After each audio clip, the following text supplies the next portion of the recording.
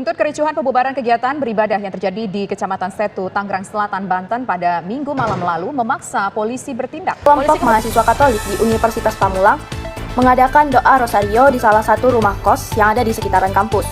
Ibadah tersebut berlangsung dengan tenang dan diikuti oleh sekitar belasan mahasiswa. Namun, di tengah kegiatan berjalannya ibadah, datang beberapa warga yang menegur dan meminta kegiatan tersebut agar dihentikan karena dianggap menimbulkan keramaian dan tidak memiliki izin di tempat tersebut. Situasi sempat tegang, namun mahasiswa masih berusaha menjelaskan bahwa ibadah mereka tersebut bersifat tertutup dan damai. Akhirnya, kegiatan dihentikan lebih cepat untuk menghindari konflik yang lebih besar. Setelah kejadian tersebut, pihak kampus dan aparat setempat turun tangan untuk menenangkan keadaan, serta mengingatkan semua pihak agar saling menghormati kebebasan beragama dan menjaga kerukunan. Selanjutnya penjelasan tentang penyebab konflik pembubaran ibadah mahasiswa Katolik di Universitas Pamulang, Tangerang, tepatnya pada tanggal 5 Mei 2024 kemarin di Tangerang Selatan. Konflik ini adalah tindakan intoleransi yang melibatkan penolakan ibadah oleh ketua RT setempat yang berujung pada kekerasan fisik terhadap mahasiswa saat melakukan ibadah rosario. Hal ini muncul karena kurangnya pemahaman nilai Pancasila, terutama soal ketuhanan yang Maha Esa dan persatuan Indonesia sebagai dasar hidup bersama, yaitu sila pertama dan sila ketiga. Nah, selain itu pendidikan toleransi di tingkat lokal juga masih dikatakan minim. Ketua RT yang seharusnya menjadi penengah malah ikut memimpin pembubaran atau juga sebagai provokator di tempat kejadian. Dan gak ada dialog yang jelas antara mahasiswa dan warga.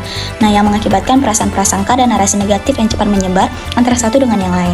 Hal ini juga mengakibatkan tidak adanya saluran komunikasi yang sehat antara mahasiswa dan warga setempat. Analisis dampak konflik pembubaran ibadah mahasiswa Katolik Universitas Pamulang di Tangerang Selatan masih menunjukkan kurangnya toleransi dan kebebasan antar umat beragama. Berikut beberapa dampaknya. Pertama, secara psikologis, mahasiswa mengalami trauma, ketakutan, dan kehilangan rasa aman dalam beribadah. Yang kedua, secara sosial, muncul jarak antar umat beragama karena kurangnya pemahaman terhadap keberagaman. Yang ketiga, terhadap citra universitas dan pemerintah, muncul penilaian negatif bahwa lembaga kurang tanggap dalam melindungi hak beragama. Yang keempat, secara ekonomi, kegiatan sekitar kampus seperti warung, kos, dan jasa mengalami penurunan karena suasana tidak kondusif dan reputasi lembaga ikut berdampak. Yang kelima, secara politik, kepercayaan publik terhadap pemerintah dan universitas menurun karena lemahnya penegakan kebebasan beragama. Nah, polisi menetapkan 4 orang sebagai tersangka dalam kasus penundukan ibadah doa rosario yang dilakukan mahasiswa Katolik Universitas Pamulang atau dikenal dengan UMPAM di kontrakan di kawasan Tangerang Selatan.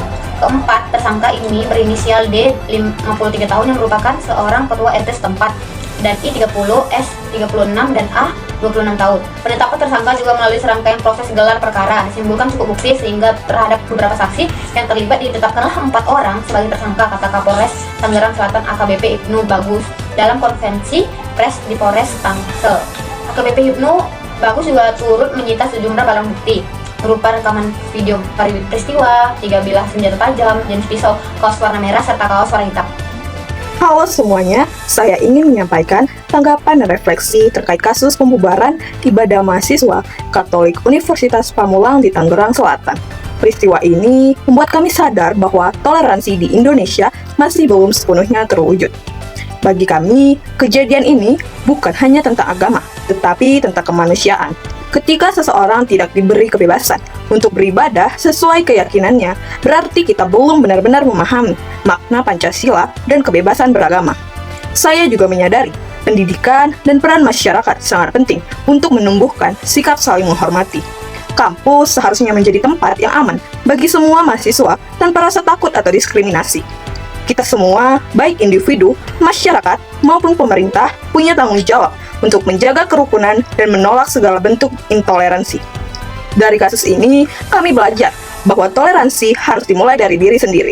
Jika setiap orang mau menghargai perbedaan, saya percaya Indonesia bisa menjadi bangsa yang benar-benar damai dan bersatu dalam keberagaman.